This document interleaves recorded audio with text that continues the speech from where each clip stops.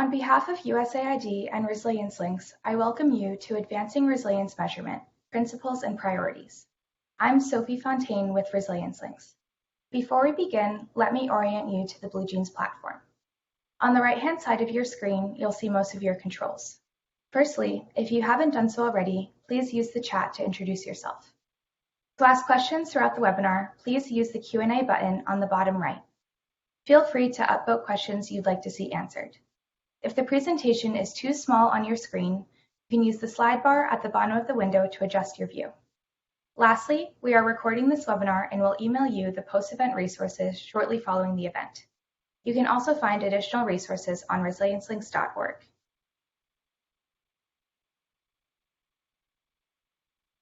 Next slide, please.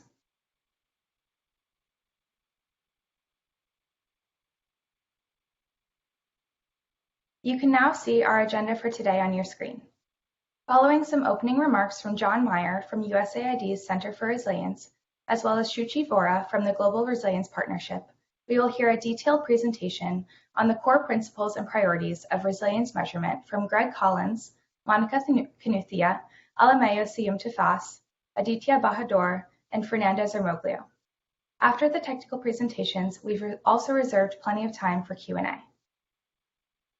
Thank you for your attendance today. I'll now pass it to John.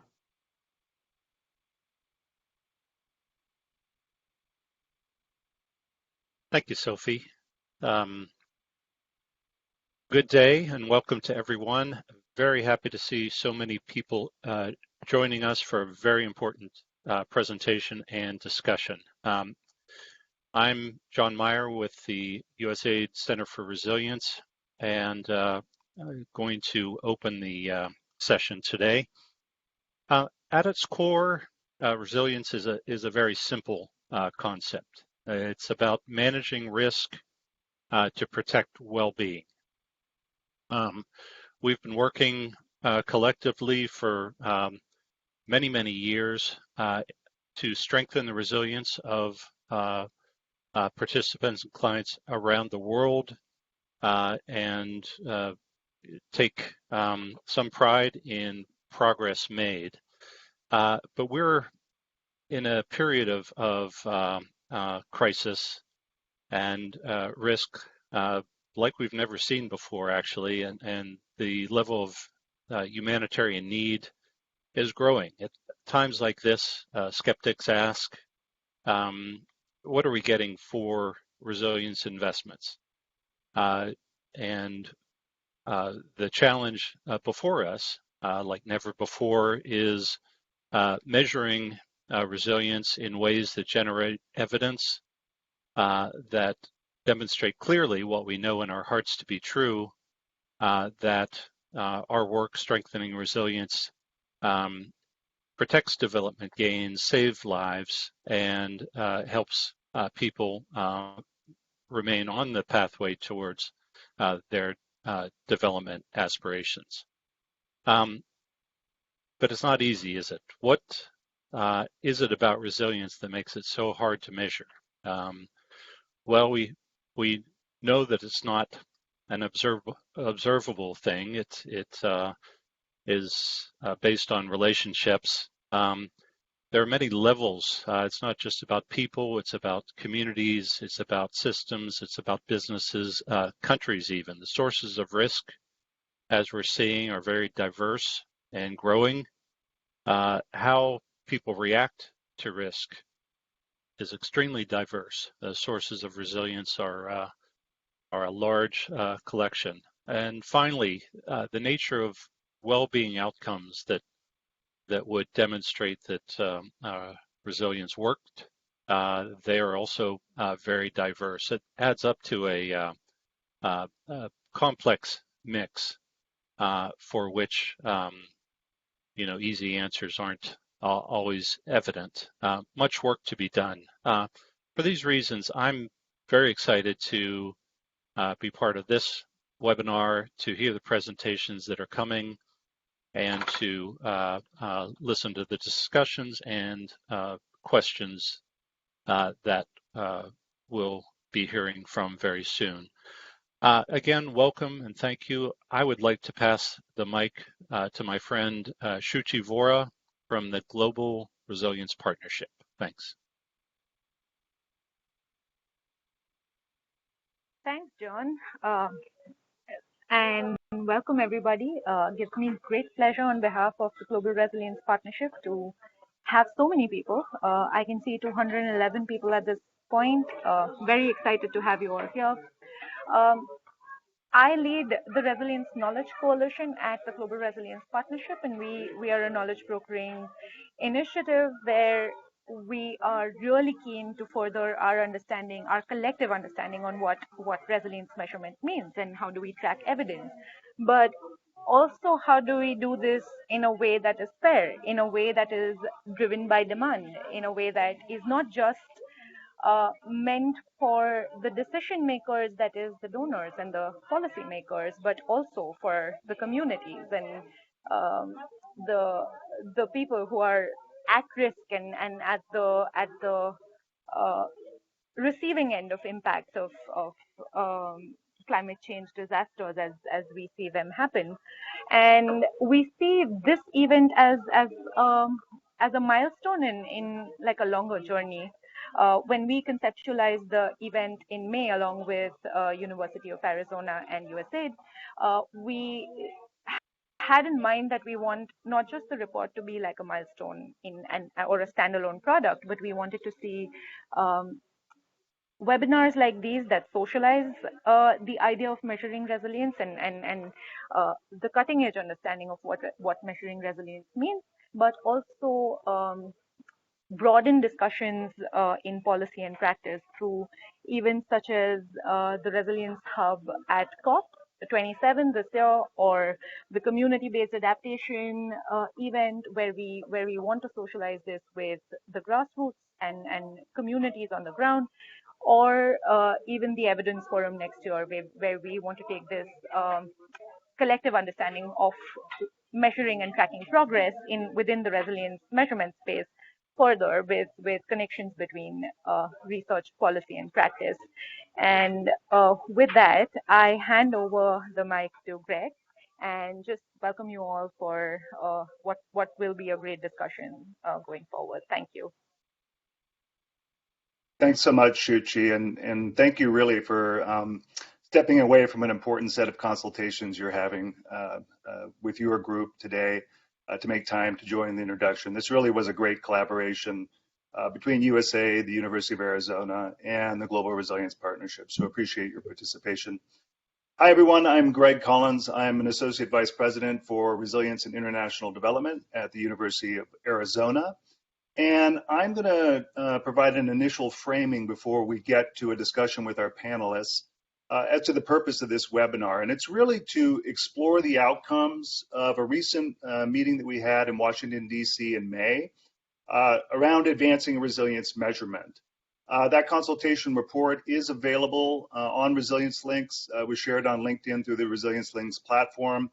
So if you hadn't read that report, that's my first encouragement to do so. The motivation for that consultation, John already hinted at, was despite clear progress in advancing how we measure resilience over the last 10 years, significant gaps and challenges remain. And we identified 4 priorities that we focused on for this event. There are other areas and gaps, but we wanted to keep the conversation focused around 4 themes that I'll introduce in a minute. But really, all of them reflect the fact that the demand for resilience measurement and evidence has grown exponentially in the face of conflict, the accelerating impacts of climate change, and of course, as we all know, the many impacts of COVID-19, and then the compound, complex way in which these shocks and stresses interact. There's not a single sector in development that's not thinking about resilience, and the next logical thing is, how are we going to measure it? So the objectives of the consultation in May were to identify and affirm principles and priorities for measuring resilience measurement and evidence, with again a focus on 4 themes. The first theme was demand-driven resilience measurement and evidence. Now, this isn't to say that prior efforts to measure resilience haven't been driven by some form of demand. Rather, it's a recognition that that exponential growth in demand the diversity of demands that we rethink about who are the evidence users and have that shape the way in which we approach measuring resilience. A second really important theme is psychosocial resilience measurement, and that was selected due to a growing recognition that psychosocial resilience, psychosocial well-being are foundational to resilience and development in ways we're just beginning to understand. The third theme, systems level resilience measurement, selected because it's not only incredibly important, but incredibly complex and difficult, and we've got a long way to go in advancing how we measure the resilience of systems, be it market systems, ecological systems, health systems, you name it. And then finally, the fourth theme is climate adaptation, and that was selected because of the urgent and growing global momentum to support communities and countries to adapt to climate change. And I want to note up front that we didn't take on the entire universe of climate adaptation measurement. Rather, we focused the discussion on what can we learn and take away from resilience measurement to inform how we measure climate adaptation, and we had a rich discussion there.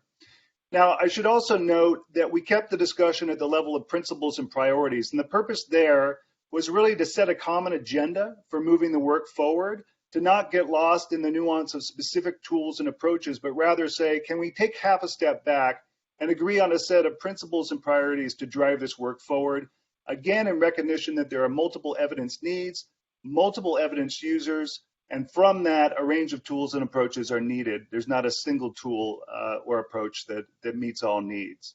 So before we jump in with our panelists to those four themes, let me introduce them. The first is Monica Kanuthia, who's the Strategic Programs Development and Resilience Building for Kenya's State Department for Arid and Semi-Arid Lands. Welcome, Monica. We also have Alamayo Sayum Tafasi, who's a Senior Research Fellow at the International Food Policy Research Institute. Welcome, Alamayo. Great to have you here. Then we have Aditya Bahadur, the Principal Researcher from the International Institute for the Environment and Development. And finally, Fernanda Zermoglio, the Senior Climate Adaptation and Resilience Advisor from the USAID's Center for Resilience, who I think wins the prize for earliest panelist being out there on the far west coast of the United States. So welcome all. We're going to start with the theme around demand-driven resilience evidence, and I'm going to ask Monica to join me on the screen.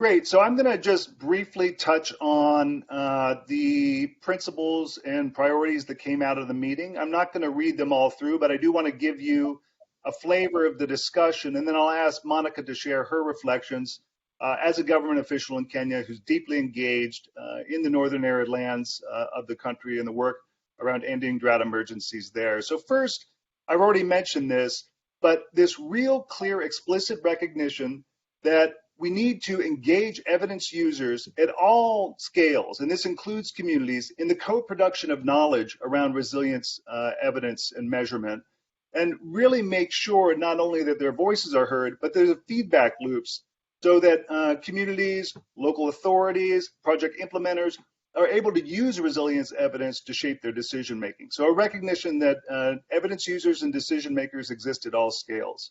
Finally, or secondly, different evidence users have different evidence needs. And I think you'll see this is a recurrent sort of theme throughout the discussion today. It certainly was at the discussion in May, and really does suggest that there is no single tool or approach, that we have to be diverse in the methods and approaches we take to meet the diverse evidence needs. And then the final principle was that really it's mixed methods type approaches that help meet those diverse evidence needs and reinforce both trust and confidence in the findings. For some people, you know, a randomized control trial is going to be the gold standard that they use to value evidence, whereas other people are more compelled by qualitative evidence. So when we can combine these different evidences, we get a clearer picture of evidence that people can use. We meet more evidence needs. Next slide, please. So this is a list of priorities that we came up with out of the meeting that we together as a group intend to move forward. I'm not going to read through them. I'm going to allow you to do so as I invite Monica to reflect on some of her thoughts around demand-driven resilience measurement and evidence needs in Kenya, both from a government perspective and from a community perspective. Monica. Thank you very much, Greg Collins, and all the participants and those who are attending this meeting this afternoon in Nairobi. I hope I'm clear, Greg. Can you hear me? Very clear, Monica. Thank you very much. I don't know where to start. There's a lot of evidence in Kenya and maybe even challenges and all that. But let me start by saying that we're in the process of developing a document we are calling Resilience Programming Framework, which we have really actually consulted wide, where we have consulted Professor Mark Costa and even Tim Raventang, the leader of Tango Institution. And in this document, we are having a Kenyan resilience definition, where we are saying resilience in Kenya is the ability of individuals, households, communities, systems, and institutions to be able to bounce back after a shock or stress, back to the original state, or even better, a better state than before the shock and all that. But you realize that having said that, the shocks don't come as an individual shock. They come combined, a multiple of shocks and all that. A good example of how shocks can entangle each other is the recent case of the COVID-19.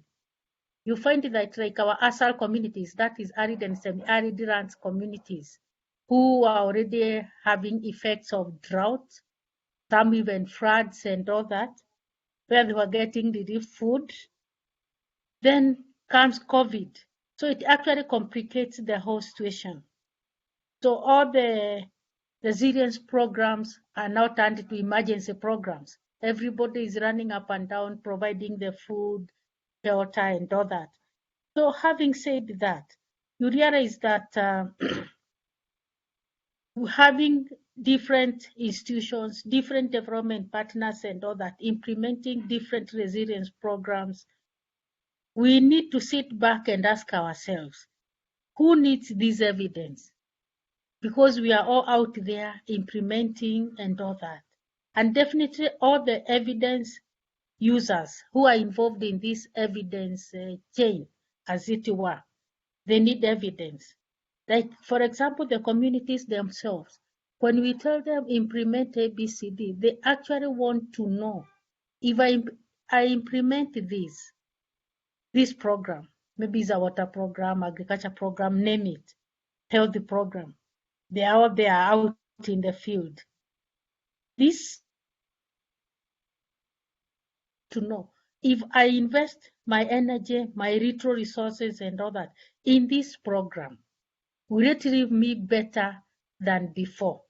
Will it lift me from point A to B, assuming point B is better? And if that's the case, it will be able to move me from point A to B when the time dying also comes in, because we don't want to imagine that we have moved this community from point A to B and we have taken a whole decade, for example. That will be too long. So the time factor also comes in. How fast are we able to work together with these communities so that they can actually see this evidence fast enough, appreciate it, and own it? And once they own it, we have 3-year programs, 5-year programs, and all that. They will be able to continue implementing what we have started with them. So that's the one question we're asking ourselves. Who needs what evidence and when? Also, you realize that the local institutions, the local governments, like us in Kenya, we now have the system where we have the county governments, the national government and all that, is what we are implementing in line with the policies of the government of the day. So we actually have to partner with the institutions that are already in place. We can't go ahead and implement programs that are in conflict with the government of the day. And even us here at the headquarters in Nairobi, when we have a project, when we are proposing a project, when we go to the counties, we have to sit down with the county executive, the governor, the senator, and all that, explain to them and agree with them what is implementable in County A or County B, because all the counties are not the same. So what we implement varies from one county to another. So that is one issue. Another issue we need also to consider.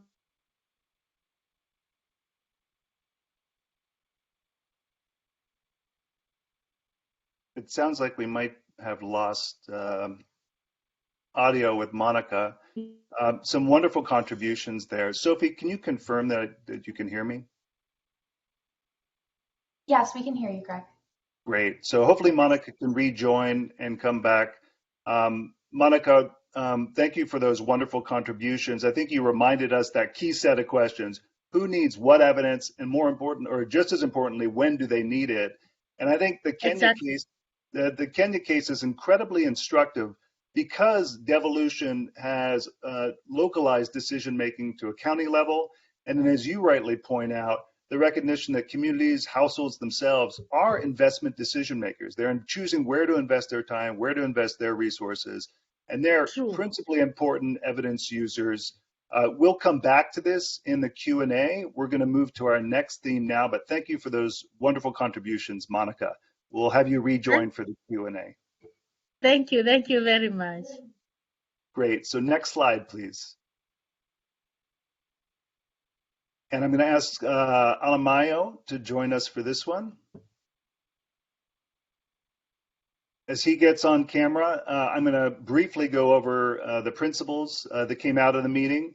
The first, psychosocial well-being is critically important as a well-being outcome, as an enabling condition that facilitates improvements in other well-being outcomes. And Michael Carter from UC Davis has some really interesting new work out on this in the context of Northern Kenya, actually. And then third, psychosocial well-being is an important source of resilience that protects other well-being outcomes in the face of shocks and stresses. So the principle here is that we need to be thinking about psychosocial well-being and resilience along these three dimensions. Two, culture and context shape people's perceptions and understanding about psychosocial constructs, and we've got to have this reflected in the way we measure these things in the field. Three, measuring psychosocial resilience and well-being can be very sensitive when you're engaging households, individuals, and communities. So we need to be take precautions and adhere to do no harm principles. Four, psychosocial resilience and well-being, like other forms of resilience, exist at multiple scales, at an individual level, at a household and community level, and to be really thinking about how we measure at those different scales. So once again, let's go to the next slide, which is a set of priorities around advancing measurement work on psychosocial resilience and well-being. Again, I'm going to let you read those rather than have me read them for you. You can read more about them in the consultation report. But at this point, I'd ask Alamayo to share some reflections. Alamayo has been doing this work for decades in measuring psychosocial well-being, and has some important thoughts about what a systematic review might look like. Alamayo, over to you. Thank you very much, Greg, for the introduction and for outlining the focus of this conversation. My task is to briefly describe the emergence and growth, key challenge, and desirable next steps in the measurement and analysis of psychosocial characteristics. I'd like to keep the presentation reasonably narrow and brief. So how measurement and analysis of psychosocial characteristics emerged and has been growing in importance over the last 2 decades. Perhaps it is useful to start with a brief definition of psychosocial characteristics as individuals and groups' psychological development in relation to social and cultural environment. And the task before us is how to measure these characteristics and explore their interlinkages with behavior and, as Greg pointed out, well-being. These kind of research and focus emerged informed by a growing realization which has 2 parts. One is the realization that external circumstances, or which usually are referred to as opportunities, cannot fully explain the perpetuation of poverty, vulnerability, inequality, and lack of resilience, more broadly, ill-being. The second part of the realization is that constraints associated with manifested attributes of decision makers, or what we call psychosocial characteristics, are important determinants of well-being and other decision-making abilities. These include identity issues such as sense of self, psychological issues such as locus of control, impatience, and similar psychological attributes. So once this line of research has started, take-up was modestly reasonable. Initial studies produced interesting and relevant findings, and the dissemination of such findings created further interest. And in this regard, the World Development Report of 2015 has a good summary of the earlier studies. Subsequently, perhaps in parallel, development organizations started to show interest and started to also incorporate some of the findings and suggestions in their program design. In this regard, it would be remiss of me if I don't mention CARE Ethiopia, led by John Meyer, who is with us today, as you know, as pioneers of such incorporation. The interests and adaptations raised by the adaptation by development organizations raised further questions for measurement and analysis, and this symbiotic process is still going on, and this webinar and the conference in May are clearly major elements and major step bringing this forward. Now, the work on measurement and analysis of psychosocial characteristics face key challenges, as highlighted in part by Greg as well as John. Let me briefly mention these. The first is that, as the definition of these characteristics implied, conceptualization would be a challenge, simply because there are multiple but related dimensions or domains. And each of these dimensions themselves have subdomains and subdimensions. For instance, we can take locus of control.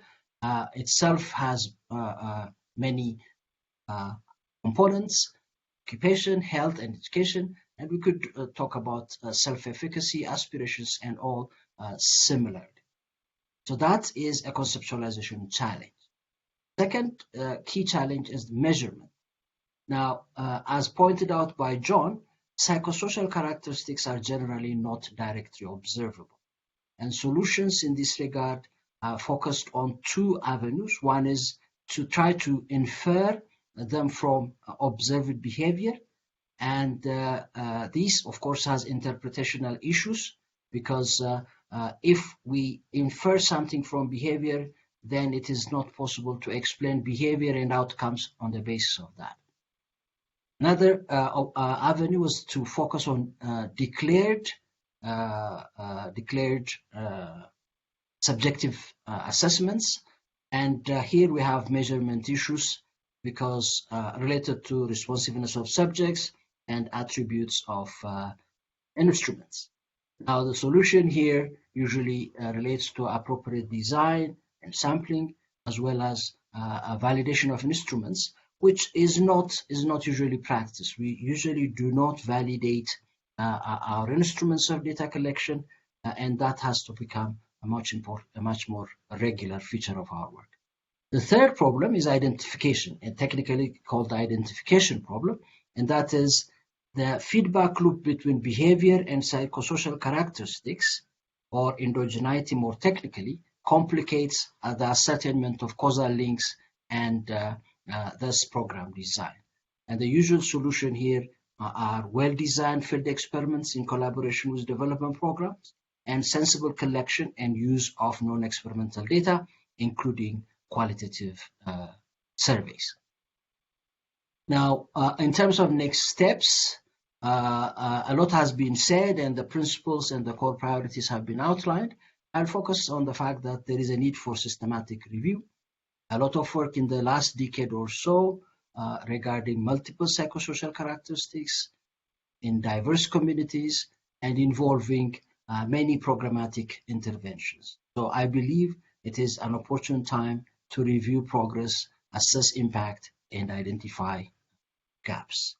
I'll stop here and leave the other questions for Q&A. Thank you very much.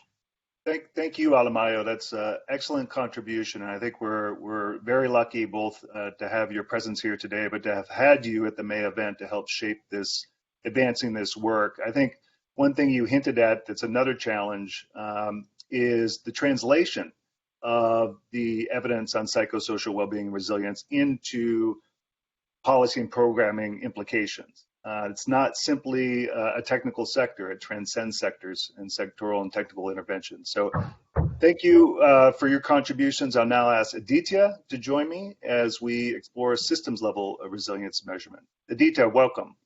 I'm going to first again just touch on the principles and then we'll put up the priorities as Aditya offers his reflections. This is a super challenging area of work. In retrospect, we might have shrunk the conversation to be more focused on a particular system, but we were trying to see whether or not there were some broader reflections around systems level measurement, broader principles and priorities that we could advance. And the first was just a recognition, really, that defining a system, its components and boundaries is a subjective exercise. So that makes it critically important that you have a broad range of actors in the room, actors who are within that system in terms of outlining it, including the most vulnerable when it comes to talking about resilience. Second, defining the determinants or sources of resilience, of a system's resilience, is also subjective. And it's made even more difficult because it's challenging to validate in the absence of a systems level well-being outcome. So we say that these determinants matter, but how do we validate and really test whether or not they in fact do in a particular system? Third, a primary objective for measuring systems level dynamics is to understand the impact of that on households, community resilience, and well-being. And so that suggests a need to connect the scales, look at interscalar analysis between what's happening at a system level and how that impacts households and communities, and not presume that because the system's resilient, that households within that system are resilient.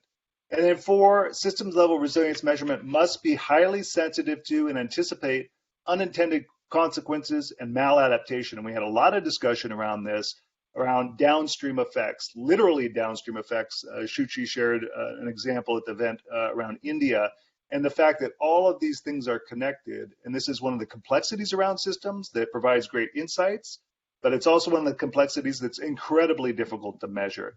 So let's go ahead and go to the priorities that we identified for measuring systems level resilience.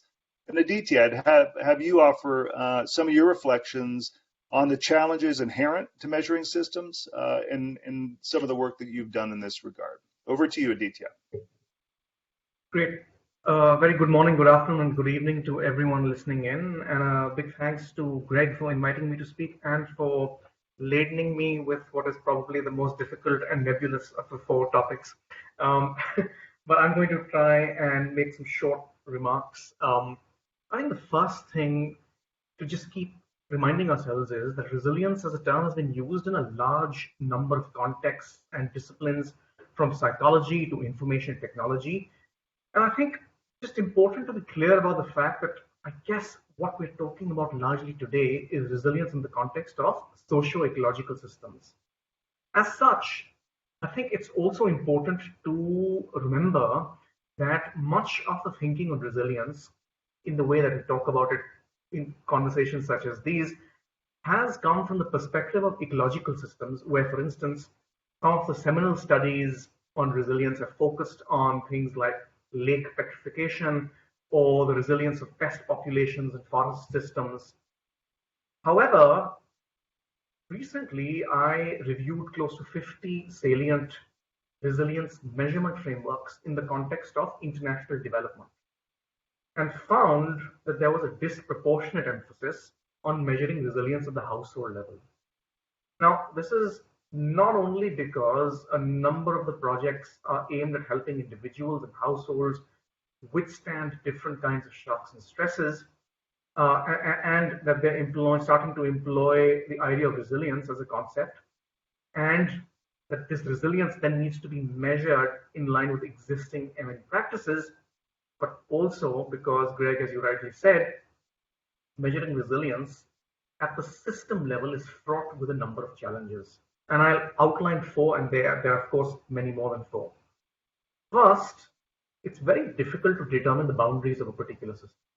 It's perhaps easier in the context of an ecological system, but I'm sure all the ecologists listening in will contest that. But I would argue still marginally easier and possible. But when we talk about socio-ecological systems, it becomes extremely subjective and quite woolly. So that's a big challenge. Second is resilience measurement largely takes place within sectoral silos: agriculture, food, water. And system level measurement requires a cross-sectoral lens. Now, this is difficult and expensive, but it's also fraught with institutional challenges around mandates of teams trying to measure resilience across different sectors. The third challenge is that resilience measurement still tends to be largely bounded by scale. It could be individual level, which is the scale at which I would imagine many psychologists thinking about resilience concern themselves with. It could be at the household level, like many studies around resilience and social protection have focused on. It could be the community level, which is when we talk about resilience, livelihood resilience. But measuring resilience of a system requires an understanding of cross-scalar dynamics and looking at each of these units as a system nested within other systems, which is again fraught with technical and institutional challenges. And the fourth challenge that I'll emphasize is that resilience measurement is also bounded by geography and administrative boundaries. You can measure, people tend to measure the resilience of neighborhoods when we're talking about, say, urban resilience initiatives, villages, districts, provinces. But however, if you want to measure the resilience of a system, we need to cut across these geographical and administrative boundaries to look at physical space as a continuum. And again, that is challenging, even though there are some ways out of that conundrum. An example of that being, for example, the work on urban metabolism, which considers cities as sort of living beings and as a space where we see the constant movement of goods and services coming in and out of the city. Now, while some of these challenges exist, in my own reviews, I found that a number of approaches for measuring resilience and frameworks were trying to overcome some of these approaches to work towards measuring resilience at the systems level a bit more successfully than some of the other frameworks. And I'll just pick 2 or 3 examples that stand out for me. When we talk about looking at urban resilience, the climate resilience framework developed by Arup, the big international engineering firm, in the context of the 100 Resilient Cities initiative, came up with a framework that tries to look at the interconnection between different urban systems and sectors that together deliver resilience. They look at 4 broad outcome areas around leadership, health, economy, and infrastructure, and then define a number of sub-components to each of these outcome areas, but outline that it's actually cross-cutting principles such as flexibility, redundancy, robustness, resourcefulness, reflectiveness, inclusion, and integration that need to cut across these different systems, these different sectors and outcome areas to come together to determine the resilience of the city as a system. Of course, I mean, there were other challenges with the framework, like, for example, some of the city level practitioners who I spoke to found applying this kind of analysis a bit more difficult, but at least it tried to attempt this confluence between different sectors. Then there are a few frameworks that try and do this in the context of supply chains and try and transcend this challenge with looking at scale. So I was part of an initiative called Action on Climate Today that was working on climate resilient agriculture. And the initiative actually developed a framework to understand resilience in the context of value chains, and looked at issues around policy and institutions, finance, information and knowledge, as well as technology across the entire value chain phase from pre-production to market. So going from the farm level to the level of a market transcending scales. A third and final example is the OECD's resilience systems analysis. Now, again, I mean, like every framework, it has imperfections, but what it does is try and look at the confluence and the interconnection with different kinds of risks in a particular system. How one risk may lead to another risk, and what concomitant risks look like, how do risks cascade into each other. Now, that's talking technically. I'll just leave you with one book that has really helped and informed my own thinking about resilience in the context of systems. And it isn't monitoring the evaluation report, surprise, surprise, but a really interesting book called Aid on the Edge of Chaos that some of you may be familiar with. That really looks at, in a granular way, how systems thinking and the delivery of international development can come together.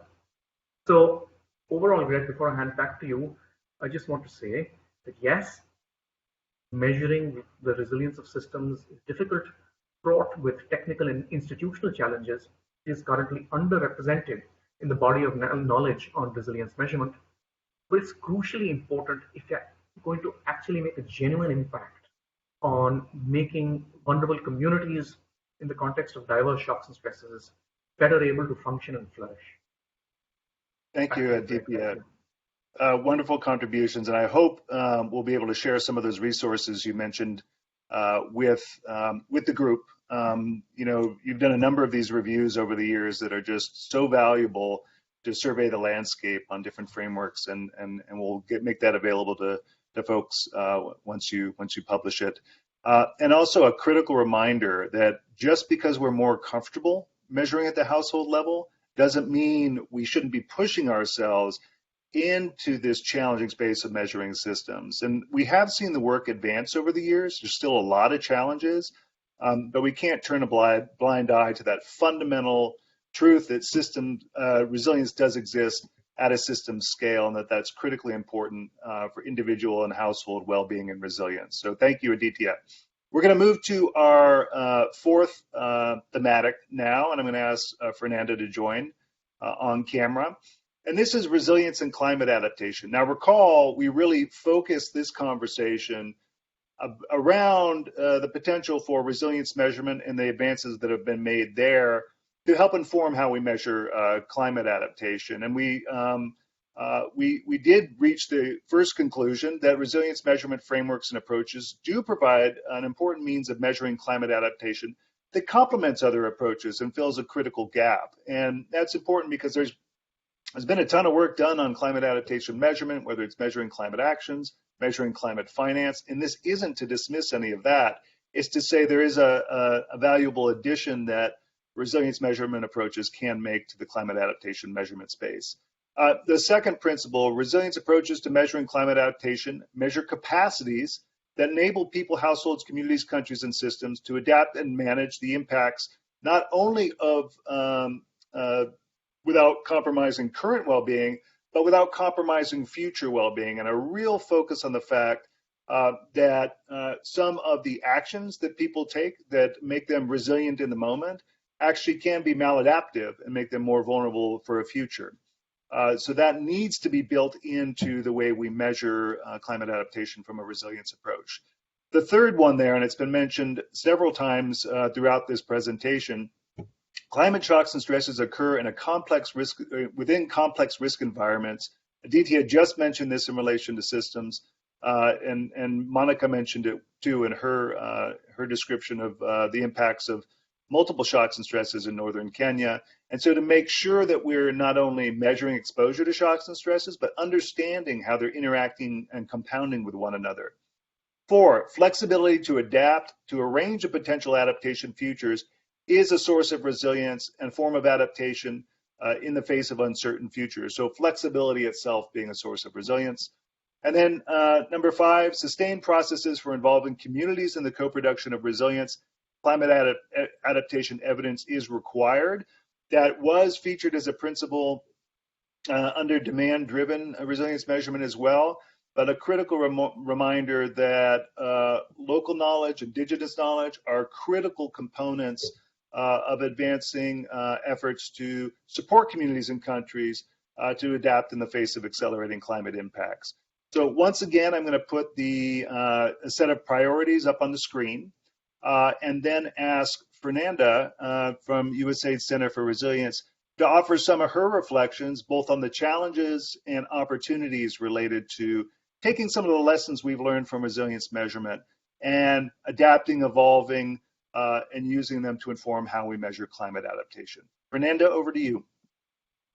Thanks so much, Greg. It's a pleasure to be here with you today and really appreciate the invitation. My task today is really twofold, as Greg mentioned. I'd like to go through a few of the challenges that we're having within the adaptation community in measuring and tracking progress on adaptation, but also to maybe offer some reflections on where we see opportunities to strengthen and learn from resilience measurement approaches or the measurement approaches of really both communities in order to show that our work is achieving the results we aim for. I think it's also important to say that this workshop that was held in May was really timely, especially given that in the Paris Agreement, there was the global goal on adaptation was established, which aims to track progress in implementing adaptation actions every 5 years by all parties. And we really remain super challenged in tracking this progress in any single way for several reasons. So let me highlight a few of them. I think first and foremost, we know very well that there's no single metrics or simple set of proxy indicators to track adaptation progress. For example, at least 400 indicators by last count have been proposed to measure and track adaptation in national climate policies like the NDCs and the NAPs. And this wide diversity of indicators is really reflective of the fact that adaptation is context specific. There are diverse needs and actions, and it demonstrates the difficulty of aggregating the information at larger scales, in order to respond to the global goal. The second are difficulties in defining success. Adaptation, by definition, refers to adjustments in systems in response to actual or expected changes in climate or their impacts. So it's not adaptation is not an endpoint, but a process, which makes it hard to measure.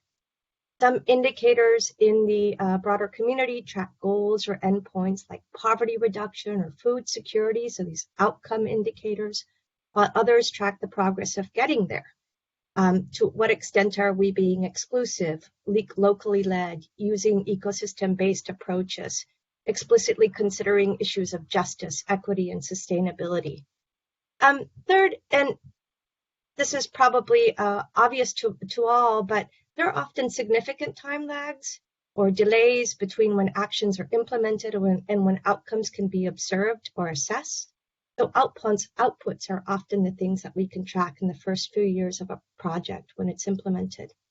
For example, investing in upstream and riparian forest protection will yield benefits for water availability and quality in the longer term that may not be readily apparent today.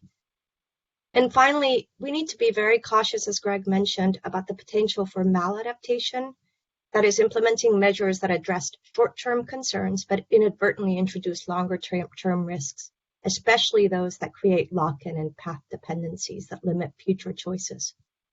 So the challenges are many, and while we're actively within the adaptation community looking to address this, we need to do more, not just to develop robust indicators, but also to guide long-term adaptation planning and investment.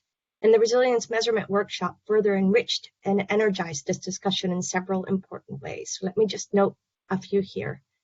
The first may be obvious to many again, but we of course know that in almost all contexts, climate is one among multiple stressors shaping, for example, food production system vulnerability, and in many cases might not be the most important driver of vulnerability. Really leaning our measurement into the space where we consider interactions among these multiple risks offers a window of opportunity to opportunity to look beyond climate hazards to a set of events that interact continuously within an evolving socioeconomic set of conditions. Here, resilience approaches can help us unpack how multiple drivers of risk interact and how these impact climate resilience. The second opportunity is really related to shifting the focus within the adaptation community from deficits and vulnerability to assets, the abilities and the agency of people and systems. For example, the adaptation community could invest in understanding what capacities increase flexibility, reduce it, or otherwise change the nature of vulnerability, what kinds of capacities are required for addressing complex interacting risks. And again, here, resilience measurement has a lot to offer. And last but not least, as Aditya mentioned, there's a lot around measuring progress across systems. We know that to measure adaptation, we need to untangle complex interconnected systems, and systems level resilience measurement really has a leg up on that challenge, which we could learn from. As you can see, there are many opportunities to work together, to learn from each other, and to improve the way we track our investments. Let me end by saying that at the start of the workshop, it was suggested that we were navigating between islands of knowledge and a sea of confusion. Our approaches are beginning to converge, but there are many differences and great opportunities. And I think we would all agree at the end that we have charted several paths across the seas. Thanks so much. Thanks, Fernanda. And I would underscore your last statement, which is our priority number 3 here: greater collaboration and convergence between resilience and climate adaptation measurement communities of practice. And I think that's a huge priority, and a number of people in the chat are saying, how can we make contributions to this?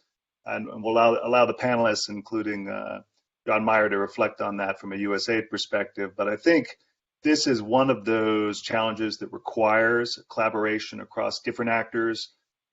I'm thrilled at the level of interest in this topic, and I would invite you all to push this work forward with us. I am now going to pass over to John Meyer, who's going to moderate the question and answer period. John, over to you, and I think we're going to go take the slides down and ask other panelists to please join back on camera. Monica, Aditya, Alamayo, Fernanda, please join us.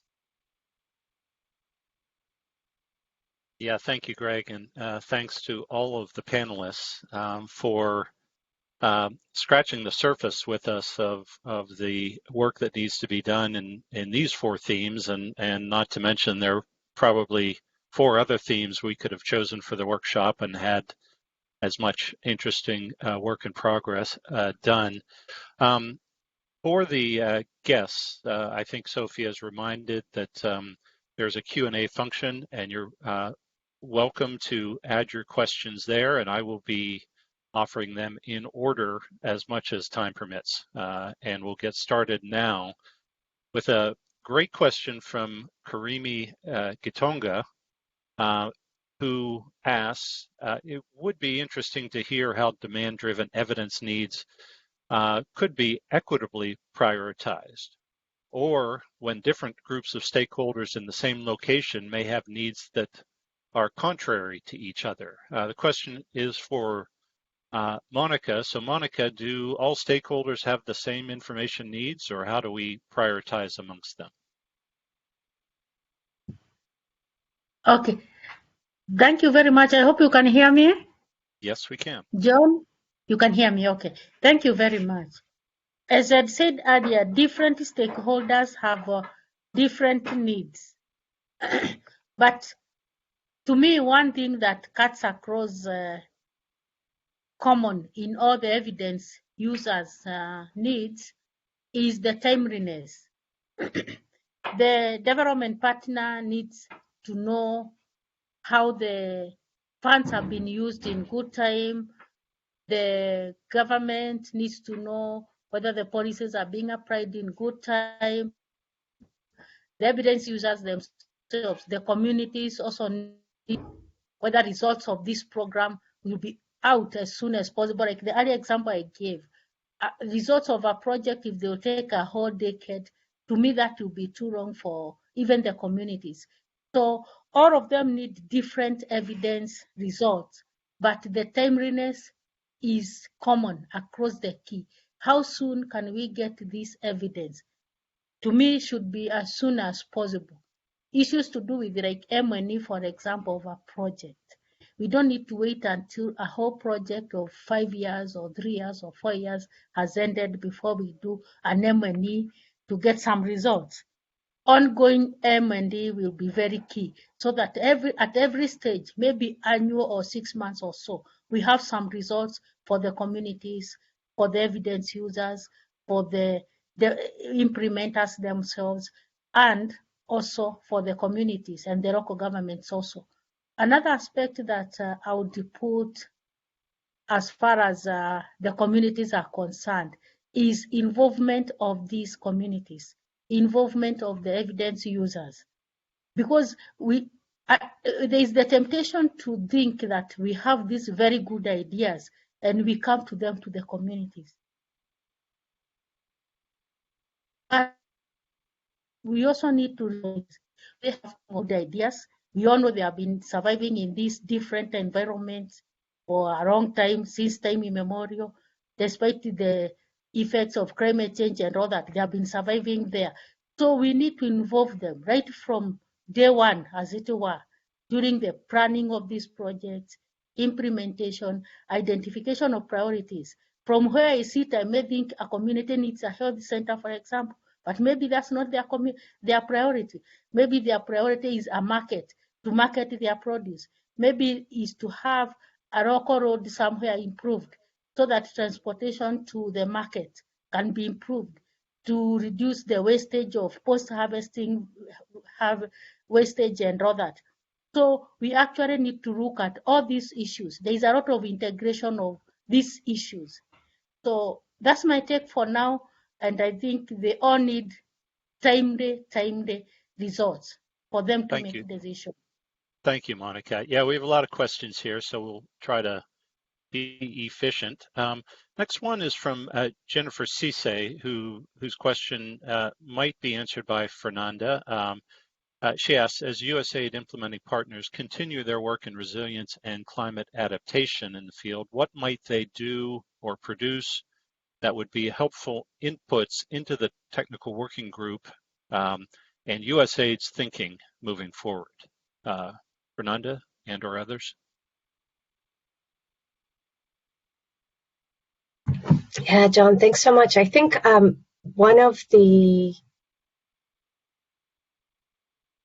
challenges that we have in learning to work together across these various streams is in having sufficiently long data sets that we can use to test out, for example, what kinds of resilience strategies or resilience capacities are adequate or are good strategies for addressing an uncertain future. So really helping us learn how to sort of collect that evidence base around strategies that are flexible enough to address a changing climate would be super helpful. That's one thought I had. Thanks. John, I want to add one more. With your permission. Pardon me? Oh yeah, I want please to do. add one more. Go for it. Which is, can we find a way to be honest and speak to each other about what's not working when it comes to resilience measurement? I think we come up with frameworks, approaches, methods, and then we kind of feel the need to make sure that we're projecting them as successes, whereas many times we know that they're not working. For instance, I was speaking to a friend of mine who works for an international NGO who used experimental evaluations to try and determine the resilience of communities. And of course, when you read the publications, it looks amazing. Like things work really well. But when you speak to him privately, he says it is fraught and quite spurious. So I think we need to be kind of bolder about talking about failures, because as a community, we're going to grow if we do that. Thank you. Yeah, those wise words there, Aditya. This next question is directed to you, actually, from Arjun Bhupal, who asks, is there much research into resilience at an industry sector level? he goes on, how industries remain resilient in the face of sudden shocks, such as COVID, and more gradual threats and opportunities, such as climate. Please. Great question. There is a lot written on individual sectors and how those can be more resilient to different kinds of shocks. And these sectors would align with industry. So, for example, I know there's a whole body of literature, information technology systems and resilience against cyber threats and all that kind of thing. And then I know there's a literature around automobile supply chains and all how to make those more resilient. Similarly, around agricultural supply chains. So the short answer is yes. I think there's much more, in my own understanding, on shocks than there is on stresses. So much more on whatever sudden extreme events as opposed to gradual threats that you mentioned in your question. I think some of the literature that focuses on supply chain in industries is interesting because it kind of grapples with this issue of looking across scales from the shop floor to international markets, which I think some of the other approaches are still grappling with. I don't know if that's helpful. Thank you. Next question. I have another question from Karimi, but on a different topic, and bringing in Alamayu, but I think the full panel might reflect on this as well. He says it's great to see psychosocial well-being prioritized, especially when thinking about those most vulnerable because of their gender, their age, etc. This is often not prioritized in resilience programming compared to other sectors. Do we envisage a greater focus in programming in this area and greater investment? So we're not just researchers, we're also programmers and donors. So what are we going to do with this knowledge? Alamayu? Thanks.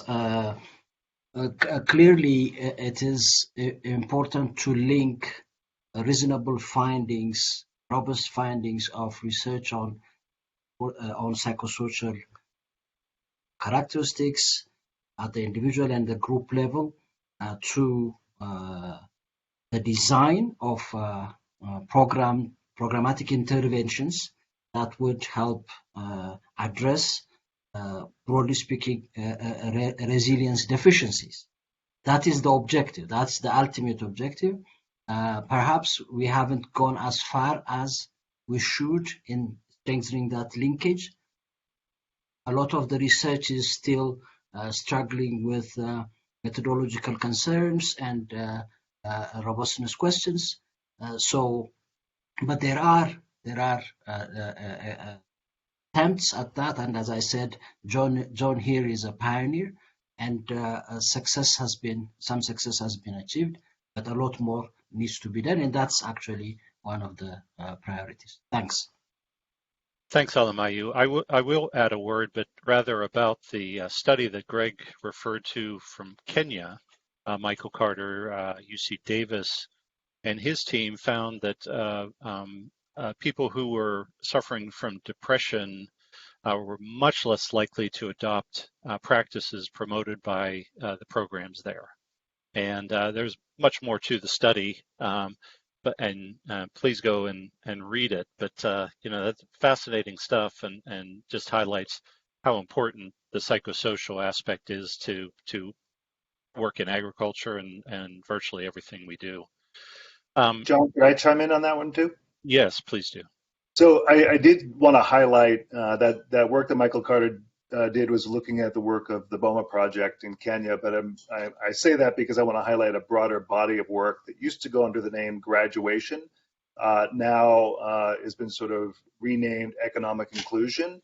And it's one of the really interesting sets of programming approaches that very intentionally seek to strengthen people's agency, to equip them with the confidence to adapt, to expand their social capital. And I think a lot of what we do in development makes contributions along these lines, but we're not doing it intentionally, and we're certainly not measuring it.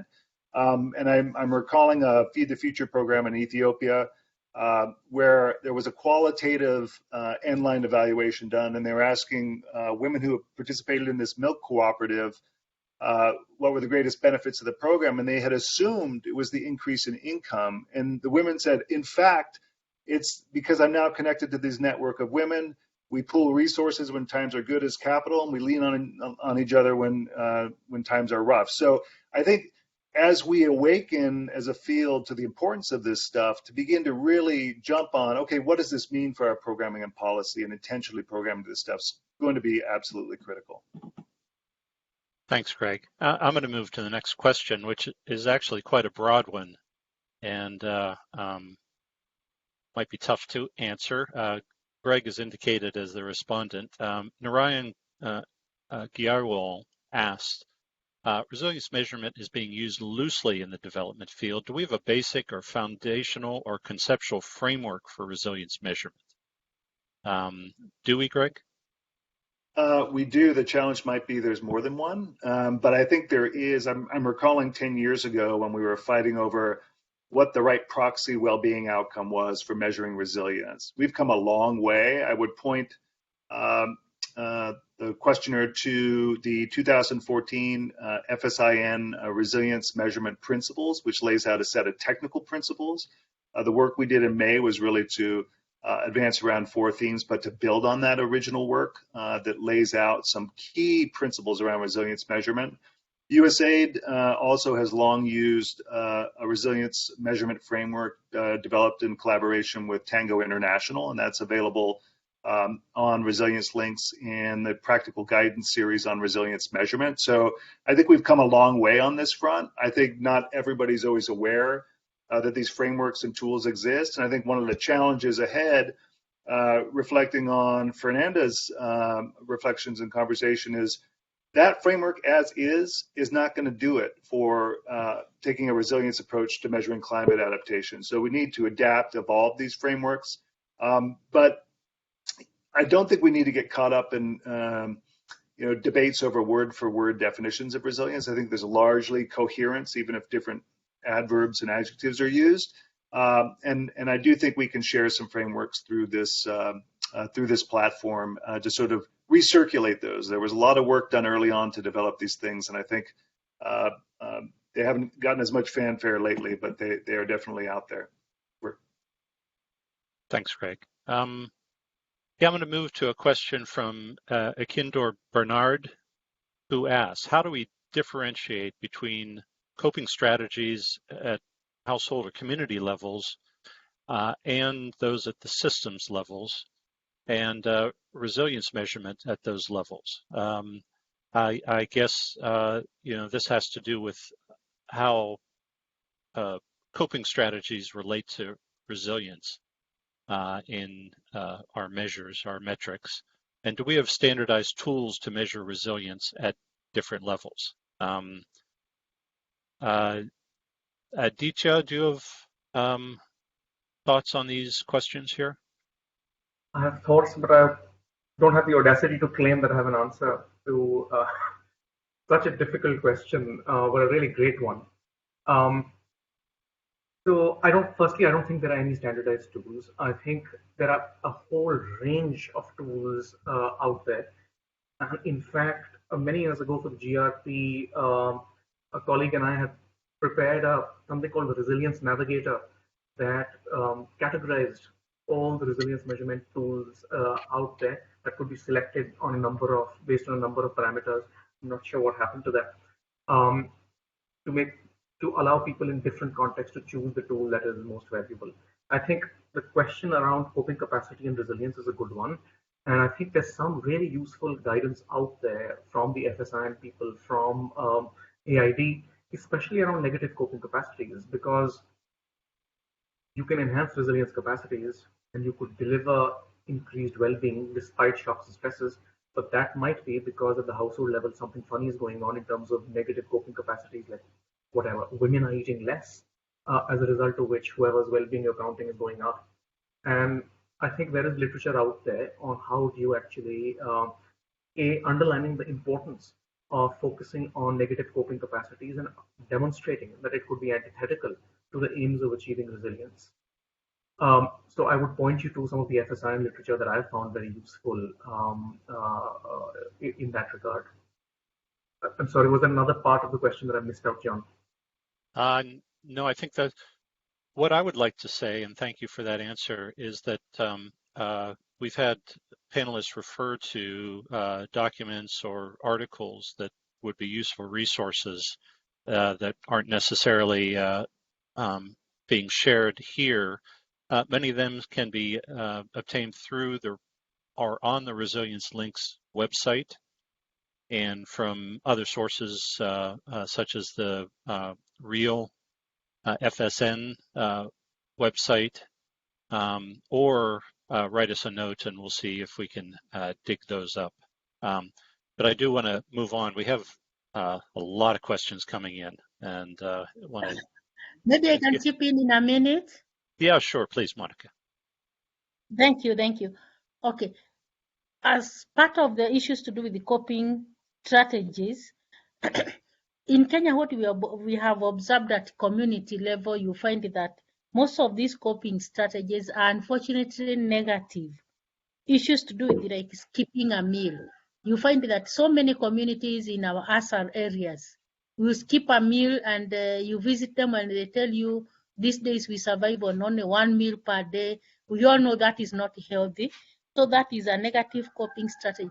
And when they tell us that, I think we need to ask ourselves the next question: how soon will this family or this community be able to bounce back and go back to the normal eating style, maybe 3 meals per day or something like that? So that's a negative coping strategy. Another strategy we have seen that can be positive and negative is the issues of sedentary settlements and the movements. You find a group of pastoralists moving, looking for pastures and all that.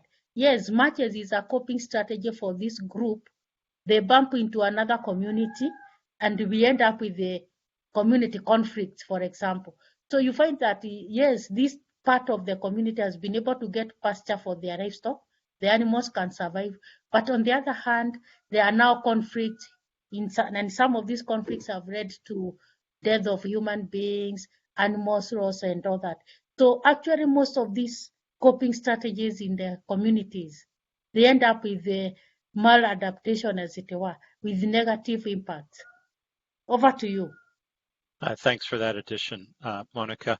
I'm going to move to a question from Argyle Corsa, and he asks, how can we measure resilience in fragile countries affected by multiple crises such as climate change and conflict? Fernanda, you did mention that none of these risks are exist in isolation. There are multiple risks at once. How do we measure resilience in such conditions?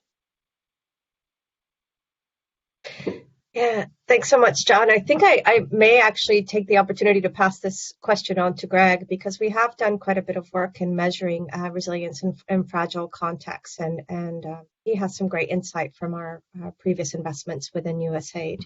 I'll pass it over to Greg. Nice, Fernanda. Very nice. Peter Levine actually asked this question on the LinkedIn post around this event. It's a great question. And I think the answer is we're not talking about a binary here between conflict settings and non-conflict settings. We've actually got this range of contexts in which conflict features prominently either as an exacerbating factor, like the farmer-herder conflict that Monica just referenced, and then on the other extreme, on sort of northeastern Nigeria, where you're really dealing with conflict not as an exacerbating factor, but as a driver. And so what it means is we need to measure conflict exposure as a shock and stress when we're measuring resilience.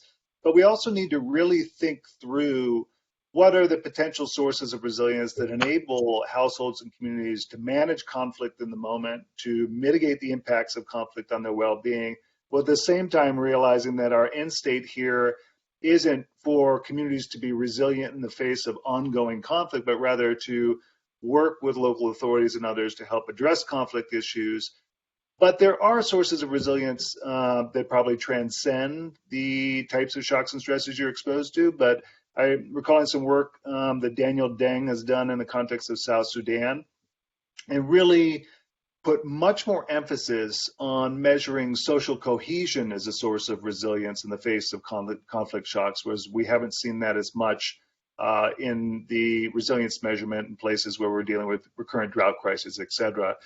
I, somewhat out of Aditya's playbook, would say I don't have the audacity to say that we have the answers here, but I think adapting the tools that have been developed and working together across these spheres. So bring people who work on conflict and peace building together with people who've been working on resilience to further adapt these tools to conflict settings. And that's an area of work I personally invite collaboration from folks like Peter and others, and the person who asked the question, because I do think it's like climate adaptation, it's an area where there's a lot more work needed, but we have building blocks. So let's not throw our hands up in the air. Let's evolve what we have together. Back to you, John. Thanks, Fernanda. Great answer. So we have a question from Apollo Inkwake, who asked, it is the case that the psychology community has looked at this for a long time, Alamayu. Does the literature on psychosocial resilience suggest any solutions to the challenges you mentioned? So this isn't a new field. This has been well researched. Any solutions, Alamayu? Thanks. I'm not sure what is meant by solutions, but let me briefly outline the history of these analysis. Actually, as the questioner pointed out, it started in social psychology.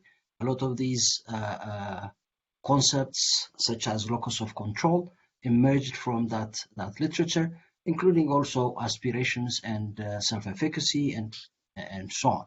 So there is a longer history in social psychology regarding these psychosocial characteristics, and a lot of the focus was in measuring these attributes and the determinants, particularly regarding youth and children and educational outcomes, and to a certain extent also occupational choice.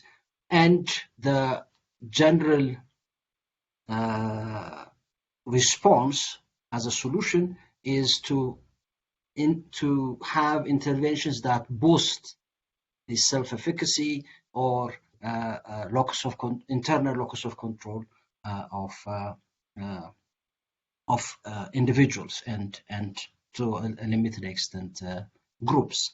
So the more recent literature, including the one we are working on, also followed this idea of intervening in such a way that these psychosocial characteristics are modified and ultimately positively, so they are enhanced and positively contribute to better well-being. So that is the work that Greg also mentioned. For instance, these graduation programs include from among enhancing opportunities, but also enhancing this psychosocial resilience or strength, and combining these produce better outcomes. So far, the outcome is mixed because of different issues.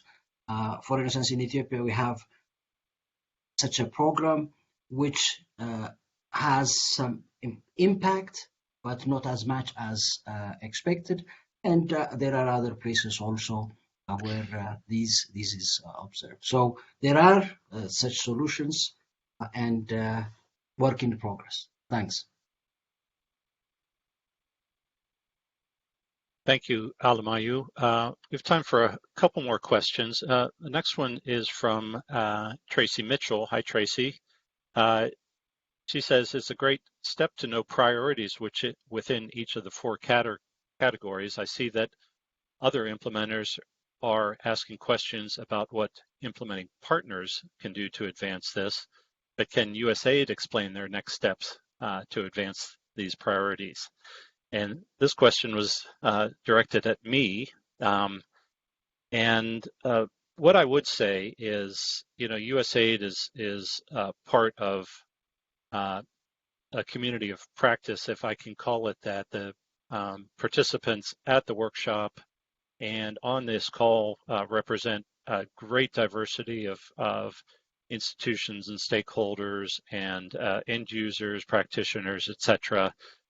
What we're trying to do is be a leader when necessary, be a good teammate always, and contribute what we can to these 4 themes. I know we have discussions and working groups involved for all 4 themes, just to highlight how we're supporting the real activity, that's resilience, evaluation, analysis, and learning, which has done a lot of the foundational research about resilience measurement.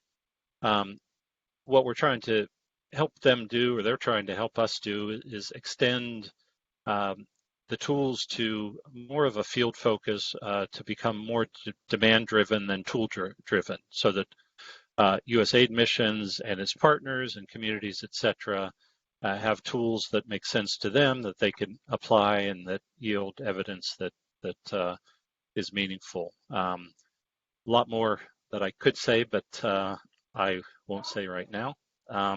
Instead, I will move to... Hey, John, if I can just jump in here as well. I did want to note that our current, our recently launched climate strategy for the agency actually has some pretty ambitious targets around building the climate resilience of 500 million people, and really breaking down what that means in the various different contexts where we work is going to be a challenge. So dovetailing your suggestion or what implementing partners can do, we definitely have some streams of research around how we measure climate resilience beyond the traditional indicators that we have used in the past, such as numbers of people trained and numbers of hectares restored. So really looking for additional insights from implementing partners on how we can do that better, recognizing the different contexts and diversity where we work is really important. Thanks. Thank you, Fernanda. So last question, team, and if we could each take just a few moments to respond to this as it applies to all. In addition to the 4 themes discussed during the May event, what other frontier issues do you see as priorities for the resilience measurement community? Great question. Panelists, what do you think?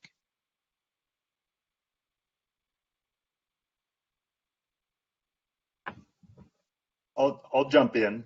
Please.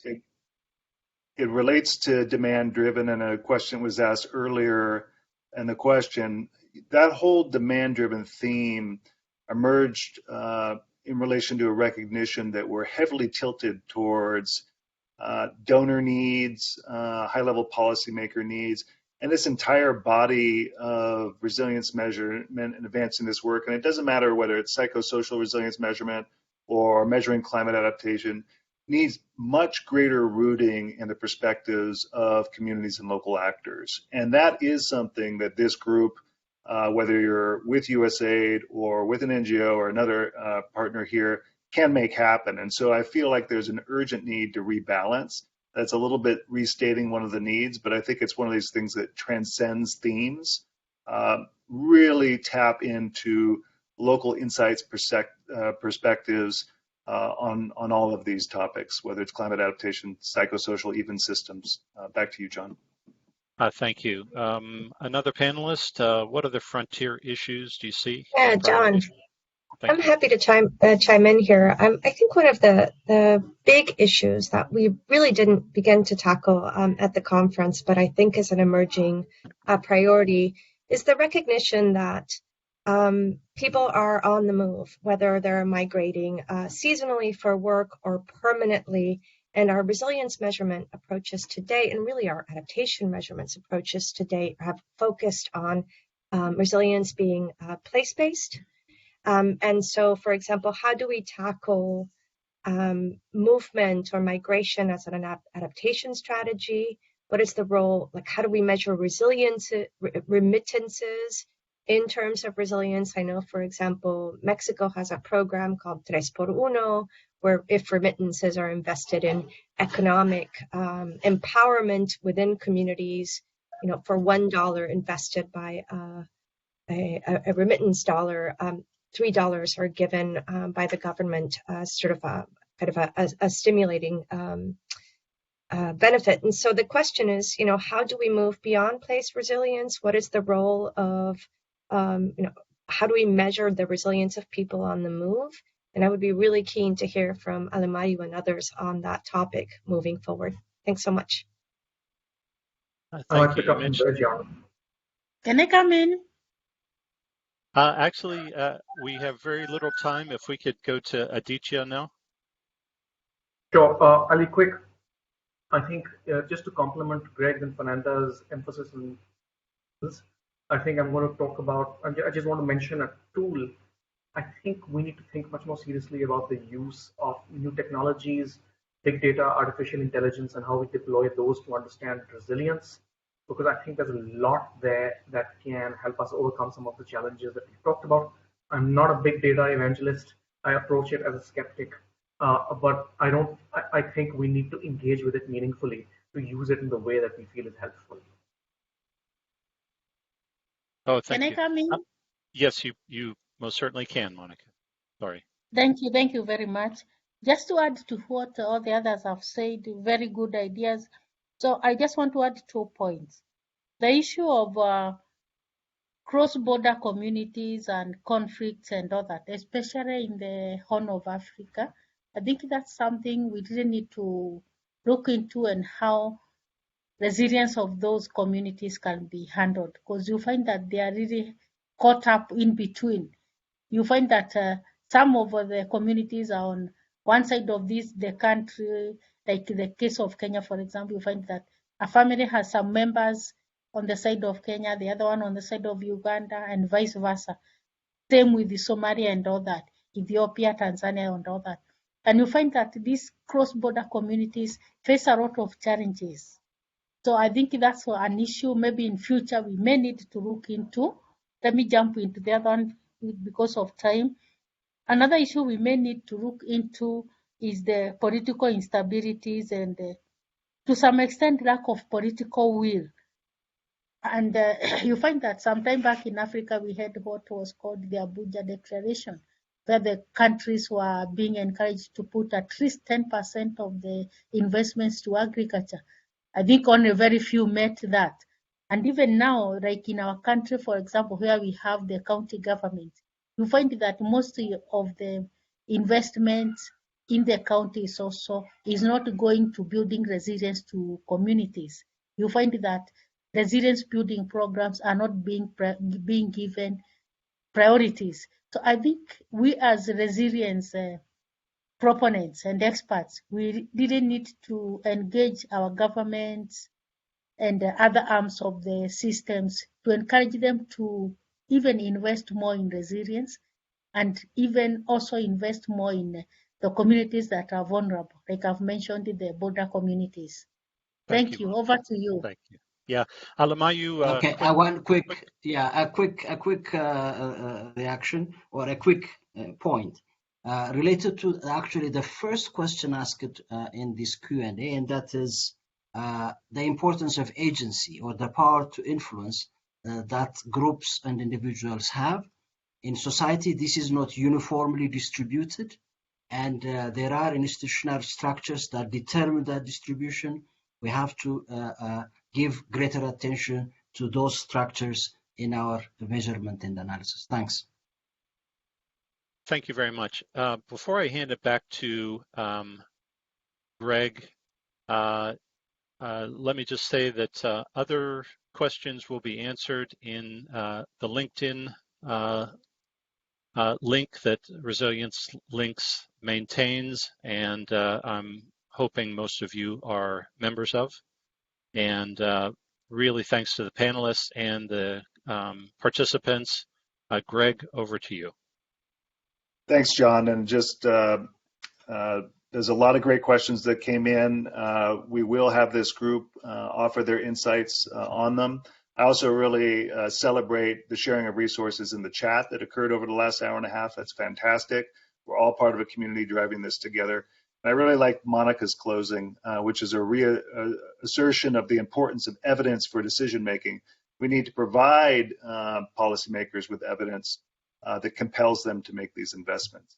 So let me first thank Usaid, Resilience Links, particularly Sophie, who was a lot of the behind the scenes support for this event, for hosting this event, and the Resilience Measurement Theme Month that's up on their website, and lots of links being shared through the LinkedIn website. So I'd encourage you to check that out. I'd also like to thank the Global Resilience Partnership for their partnership in co-convening the event in May. It was a wonderful collaboration. Monica, Alamayo, Aditya, Fernanda, wonderful contributions in May, and I knew you'd make additional wonderful contributions today. Thank you so much for prioritizing this in your very busy lives and schedules.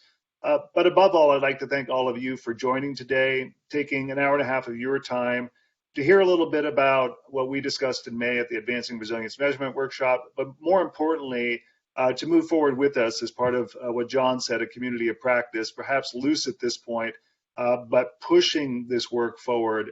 This is absolutely a collective action problem in advancing resilience measurement.